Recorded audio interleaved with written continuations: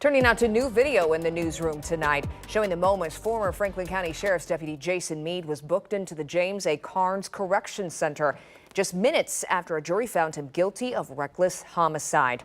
He was charged with murder and reckless homicide in the 2020 death of Casey Goodson Jr. The jury failed to reach an agreement on that murder charge. 10 TV's Lacey Crisp has been following this case since the shooting happened and spoke with an expert today about the jury's verdict. Meade once worked in the jails. Last night, he spent the night here as an inmate after the jury found him guilty of reckless homicide. After deliberating for 6 hours, jurors sent a message to Judge David Young saying it was impossible for them to reach an agreement. Jurors responded, no, the jurors do not believe that additional time would lead to agreement on either charge. Then Young gave them the Howard charge, which basically means to try harder. An hour later, the jurors had a verdict. It was a compromise.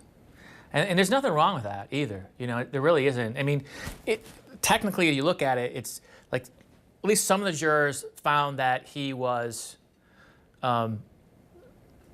convinced that what he did was a reasonable officer in the same situation would have done the same thing, right? Because of his training experience. That's kind of the shtick.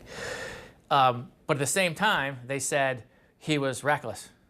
So you can't have both. When it comes to lives on the line here, that a compromise is okay? Well, what's the alternative? You know, the alternative is to hang it again, right? So my quick answer is yeah. I think it's okay. We're putting him in an impossible position.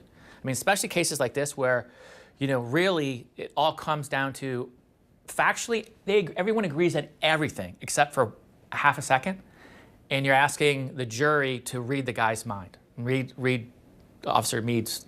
Deputy Meade's mind. The jury was hung on the murder charge. The state will decide if they want to try Meade a third time for that charge.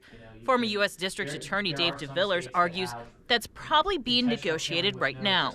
You know, they can negotiate. We'll waive appeal. They can negotiate the time, if any, on going forward on the murder charge. I'm sure they're in conversations and talking with the victim's family about that. Meade will be sentenced on June 16th. In Columbus, Lacey Crisp, 10 TV News.